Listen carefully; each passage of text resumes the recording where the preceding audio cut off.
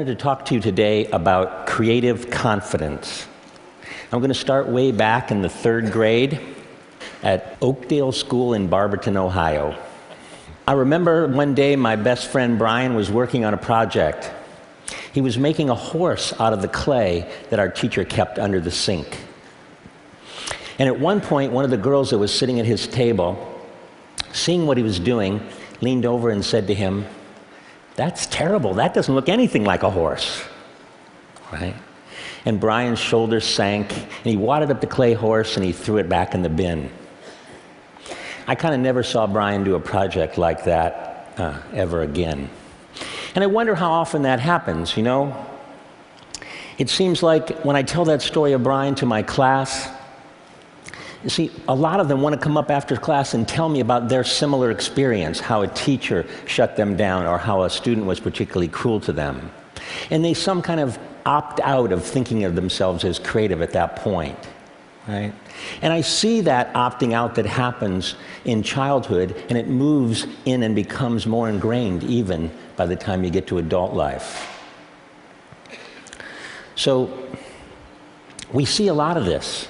You know, when we have a workshop or we have clients in to work with us side by side, eventually we get to the point in the process it's kind of fuzzy or unconventional. And eventually these big shot executives whip out their BlackBerries and they say they have to make really important phone calls and they head for the exits. And they're just so uncomfortable.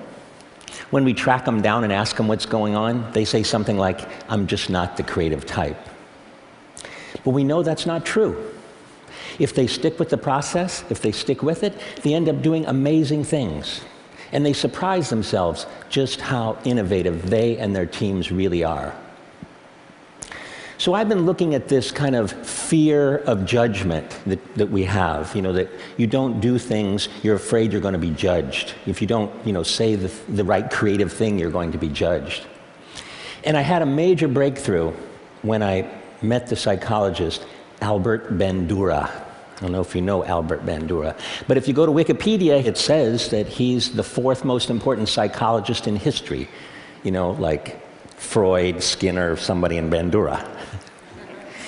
Bandura is 86, and he still works at Stanford. He's just a lovely guy.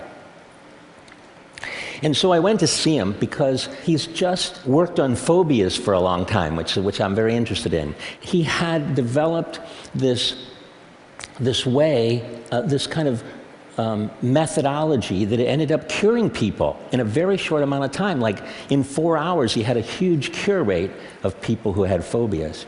And we talked about snakes. I don't know why we talked about snakes. We talked about snakes and fear of snakes as a phobia. And it was really enjoyable, really interesting. He told me that he'd invite the test subject in, and he'd say, "You know, there's a snake in the next room, and we're going to go in there." And to which he reported that most of them replied, "Hell no, I'm not going in there." Certainly if there's a snake in there. But Bandura has a kind of a step-by-step process that was super successful. So he'd take people to this like two-way mirror looking into the room where the snake was, and he'd get them comfortable with that. And then through a series of steps, he'd move them, and they'd be standing in the doorway with the door open, and they'd be looking in there, and he'd get them comfortable with that. And then many more steps later, kind of baby steps, they'd be in the room, they'd have like a leather glove, like a welder's glove on, and they'd eventually touch the snake. And when they touched the snake, everything was fine. They were cured. In fact, everything was better than fine. These people who had lifelong fears of snakes were saying things like, "Look how beautiful that snake is." And they were holding it in their laps, right?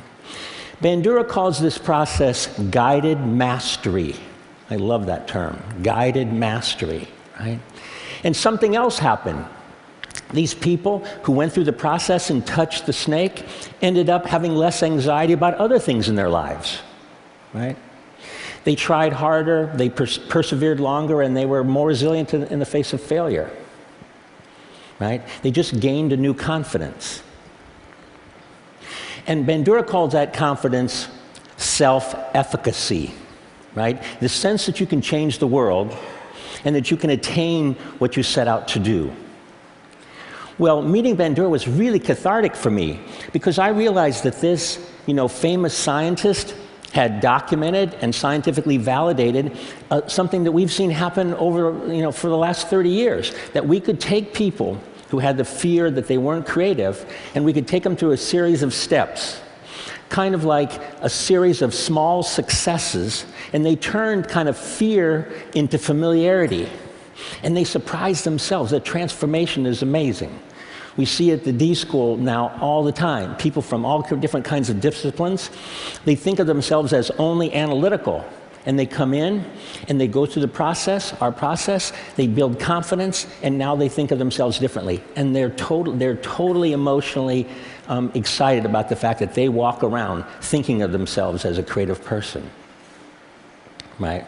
So I thought one of the things I'd do today is take you through, and show you what this journey looks like. To me, that journey looks like Doug Dietz. Doug Dietz is a technical person. He designs medical imaging equipment, large medical imaging equipment. He's worked for GE, and he's had a fantastic career. But at one point, he had a moment of crisis. He was in the hospital looking at one of his MRI machines in use when he saw a young family and his little girl.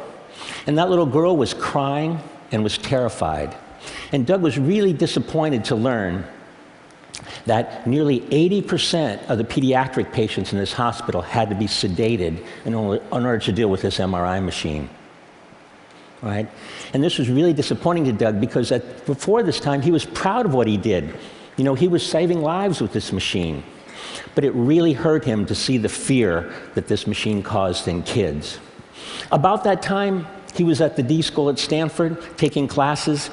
He was learning about our process, about design thinking, about empathy, about iterative prototyping. And he would take this new knowledge and do something quite extraordinary. He would redesign the entire experience of being scanned. And this is what he came up with. He turned it into an adventure for the kids. He painted the walls and he painted the machine, and he got the operators retrained by people who know kids, like, children's museum people. And now, so when the kid comes, it's an experience. And they talk to him about the noise and the movement of the ship. And when they come, they say, okay, you're going to go into the pirate ship, but be very still because we don't want the pirates to find you. Right? And the results were super dramatic. Right?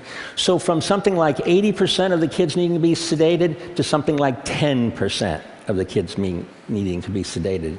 And the hospital and GE were happy too because you didn't have to call the anesthesiologist all the time, they could put more kids through the machine in a day. So the quantitative results were great. But Doug's results that he cared about were much more qualitative. He was with one of the mothers waiting for her child to come out of the scan, and when the little girl came out of her scan, she ran up to her mother and said, "Mommy, can we come back tomorrow?" Right? And so I've heard Doug tell the story many times of his personal transformation and the breakthrough design that happened from it. But I've never really seen him tell the story of the little girl without a tear in his eye. Doug's story takes place in a hospital. I know a thing or two about hospitals. A few years ago, I felt a lump on the side of my neck. And it was my turn in the MRI machine. It was cancer. It was the bad kind. I was told I had like a 40% chance of survival. So while you're sitting around with the other patients in your pajamas and everybody's pale and thin, and you're waiting for your turn to get the gamma rays, you think of a lot of things. Mostly you think about, am I going to survive? And I thought a lot about what was my daughter's life going to be like without me. But think about other things. I thought a lot about, what was I put on earth to do? What was my calling? What should I do? Right? And I was lucky because I had lots of options. We'd been working in health and wellness and K through 12 and the developing world, and so there were lots of projects that I could work on.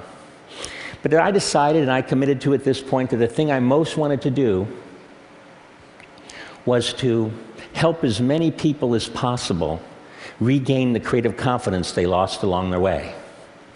And if I was going to survive, that's what I wanted to do. I survived, just so you know.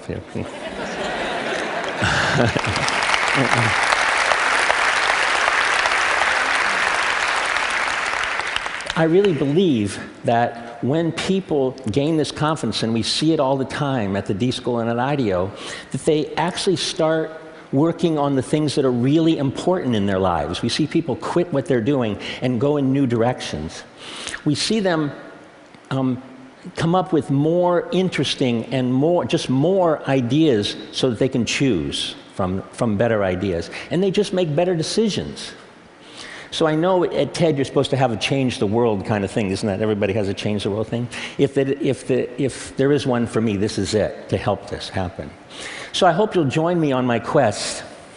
You as kind of thought leaders, it would be really great if you didn't let people divide the world into the creatives and the non-creatives like it's some God-given thing. And to have people realize that they're naturally creative, and that those natural people should let their ideas fly. That they should achieve what Bandura calls self-efficacy, that you can do what you set out to do, and that you can reach a place of creative confidence and touch the snake. Thank you.